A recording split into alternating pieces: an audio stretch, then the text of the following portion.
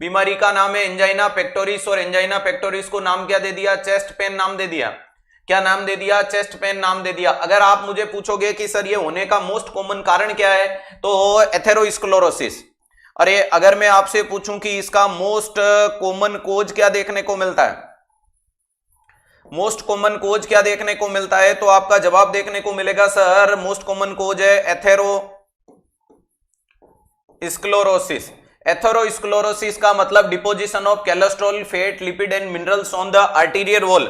आपके आर्टरी की वॉल पे अगर ये चीज जम जाती है, जो मोस्टली आपको बताइए कि कहां जमती है, तो भैया जी हमारे कोरोनरी आर्टरी का इन्वॉल्वमेंट मोस्टली दिखाती है, करती है नहीं करती है, जिसमें लेफ्ट कोरोनरी सबसे पहले, फिर राइट कोरोनरी और तीसरे नंबर पे सरकमफ्रेंस का नाम आता है। ये तीन सीक्वेंस भी याद कर लेना।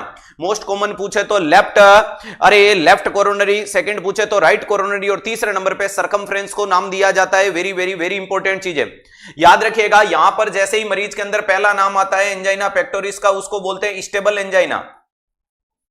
उसको क्या बोला जाता है? स्टेबल एंजाइना के नाम से जाना जाता है। स्टेबल एंजाइना का मतलब एक ऐसा चेस्ट पेन जो मूवमेंट करने के साथ आता है, रेस्ट करने के साथ रिजोल्व हो जाता है।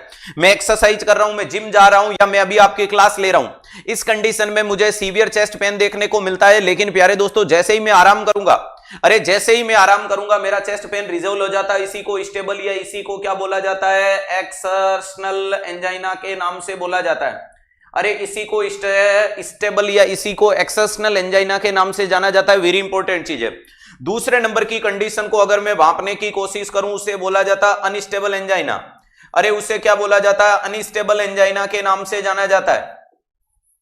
किसके नाम से जाना जाता है? अनस्टेबल एंजाइना के नाम से जाना जाता है। और ये जो आपके सामने अनस्टेबल एंजाइना देखने को मिलता है, ये जो अनस्टेबल एंजाइना देखने को मिलता है, इसी को बोलते हैं नॉन एक्सिजनल। इसी को क्या बोलोगे? नॉन एक्सीजनल के नाम से बोलते हैं। यानी pain should not be resolve with the rest. दर्द आप में लगातार चलता रहता है, मूवमेंट के साथ और रेस्ट के साथ, दोनों के साथ में आपको क्या देखने को मिलता है? पेन देखने को मिलता है। इसी को अपन बोलते हैं प्यारे दोस्तों प्री इन्फ्राक्टिक। क्या बोला जाता है? प्री इन्फ्राक्टिक के नाम से जाना जाता है। यानी मायोकार्डियम हो सकता है, आगे जाकर के ये मरीज में मायोकार्डियल इन्फाक्शन की कंडीशन ला सकता है। तीसरे नंबर पे आता है प्यारे दोस्तों जिसको अपन बोलते हैं स्पाज्मोडिक। तीसरा स्पाजम देखने को मिलता है, या जिसे वेरिएंट बोला जाता है। जिसे स्पाजम बोल दो, जिसे वेरिएंट बोलो, या जिसे प्रिजमेंटल के नाम से बोल दो, प्रिजमेंटल के नाम से बोल सकते हो।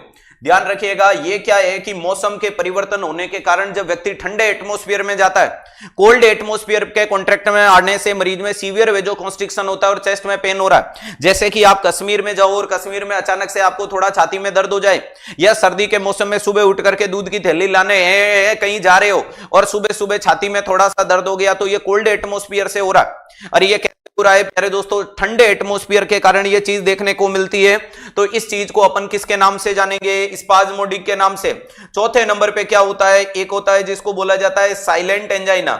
साइलेंट एंजाइना का मतलब है कि मरीज को चेस्ट में चेंजेज है लेकिन मरीज के अंदर सिम्टम नहीं है। आपने रूटीन मरीज की ईसीजी की, तो ईसीजी के अंदर आपको एसटी वेरिएशन देखने को मिल रही है, तो समझ लेना इसको साइलेंट बोला जाता है। ध्यान रखिएगा। तो कुल मिलाकर के सबसे कॉमन और ये ठीक ठाक है, डेंजरियस ये है, ये स्टेबल एक्सीजनल है, यानी स्टेबल नॉन एक्सीजनल या प्री इन्फ्राक्टिक के नाम से जाना जाता है। अगर आपसे पूछे कार्डियक मार्कर किस में देखने को मिल सकते हैं, तो कार्डियक मार्कर स्पाजम में देखने को मिलते हैं। कार्डियक मार्कर जो अपने आपको पता है एमआई के मरीज में मैंने ट्रोप आईटीसी पढ़ाया है, या सीकेएमबी पढ़ाया, मायोग्लोबिन पढ़ाया, ये वाली वेरिएशन आपको प्यारे दोस्तों कहां देखने को मिलती है? तो आपका जवाब आना चाहिए ये स्पाज्मोडिक में मिलेगी। चलो बाकी के ऑप्शन भी ये चीज है। अगला सवाल आता है कि अब इस मरीज में एंजाइना पेक्टोरिस के मरीज में प्यारे दोस्तों, हाँ, स्टेबल वगैरह के लिए टीएमटी वगैरह की जांच करते हैं, कोई दिक्कत वाली बात नहीं है, लेकिन कंफर्मेशन करने के लिए कहां जा सकते हो? Coronary angiography. चलो अगले नंबर पे इनकी ड्रग ऑफ चॉइस क्या देखने को मिलती है? तो बेटा ड्रग ऑफ चॉइस का नाम है नाइट्रोग्लिसरीन। ड्रग ऑफ चॉइस कौन सी देखने को मिलती है? तो आपका जवाब आएगा नाइट्रोग्लिसरीन। क्या ड्रग ऑफ चॉइस देखने को मिलती है? तो उसे नाइट्रोग्लिसरीन बोला जाता है। अगला सवाल आपके सामने आता है कि सर नाइट्रोग्लिसरीन कैसे दी जाती है? तो यह सब लिंगुअल दी जाती है। कैसे देंगे, ये सब लिंग्वली दी जाती है, ये वेरी इंपॉर्टेंट चीज है। अगले सवाल के लिए अगर आपसे पूछा जाता है कि ये सब लिंग्वल तो देते हैं, इसके 3 स्लॉट आप दे सकते हो 15-15 मिनट के गैप से, सीबीएटी है तो 5-5 मिनट के गैप से, ये मैक्सिमम स्लॉट आपके लिए देखने को मिलते हैं प्यारे दोस्तों। अगला आपसे बोला जाता है कि इसके कारण लाइट बर्निंग सेंसेशन होना कॉमन बात है। इस दवाई के कारण आपको क्या देखने को मिलता है, लाइट बर्निंग। अरे लाइट बर्निंग सेंसेशन का होना, लाइट बर्निंग सेंसेस का होना यहां पर क्या देखने को मिलता है, तो सर उसको कॉमन फाइंडिंग के रूप में कंसीडर्ड किया जाता है, कोई बड़ी बात नहीं है। नेक्स्ट इंपॉर्टेंट चीज क्या देखने को मिलती है, ड्रग ऑफ चॉइस हो गया, नाइट्रोग्लिसरीन हो गया। नाइट्रोग्लिसरीन होती है वो फोटो सेंसिटिव होती है, इसलिए डार्क कंटेनर में रखी जाती है, इसलिए नाइट्रोग्लिसरीन की कभी स्टिप नहीं आती है। पेच आते हैं नाइट्रोग्लिसरीन के, अभी पढ़ाऊंगा, लेकिन नाइट्रोग्लिसरीन की स्टिप यानी गोली का पत्ता नहीं आता, इसका डब्बा आता है। तो ध्यान रखिएगा, ये दवाई आपकी कैसे देखने को मिलती है, फोटो सेंसिटिव है, और फोटो सेंसिटिव है तो इसको कहां रखना होता है, तो प्लेस 8। अरे कहां प्लेस करो, place 8 cool and dark place. अरे कूल और डार्क प्लेस में इसको रखना है, ध्यान रखिएगा, place 8 cool and dark areas में आपको इस दवाई को रखना है, ये वेरी इंपॉर्टेंट चीज देखने को मिलेगी। कहां रखोगे, तो ध्यान रखिएगा ठंडे और डार्क एरियाज में इस चीज को रखा जाता है, इस पे फोकस करना। अगला नाइट्रोग्लिसरीन के पेच के लिए सवाल आता है, तो नया पेच लगाने से पहले पुराना वाला रिमूव करना है, वरना एक्स्ट्रा डोज चला जाएगा, पहला सवाल।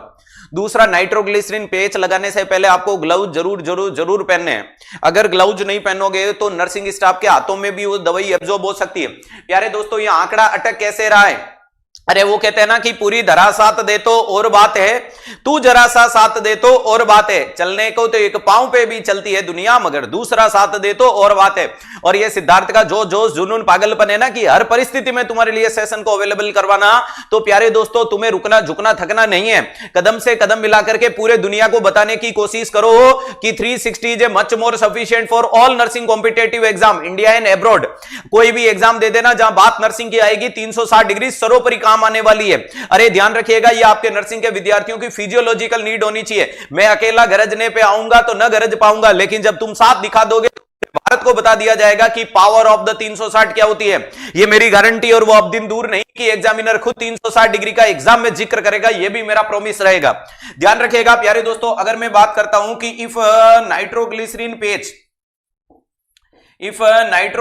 पेच, अगर आपको नाइट्रोग्लिसरीन का पेच लगाना है, अगर आपको क्या लगाना है, नाइट्रोग्लिसरीन का पेच लगाना है, तो पहले क्या पहनो, ग्लव्स पहनो। नेक्स्ट क्या देखने को मिलता है, रिमूव करना पड़ेगा। अरे आपको क्या करना है, रिमूव प्रीवियस पेच। अरे ध्यान रखिएगा, प्रीवियस के पेज को आपको रिमूव करना है, फिर आपको नया पेज लगाना है। इस चीज पे बराबर फोकस करना है, ऐसा नहीं कि नया लगा देते हैं फिर पुराना हटा देंगे, ये स्टेप नहीं होता है।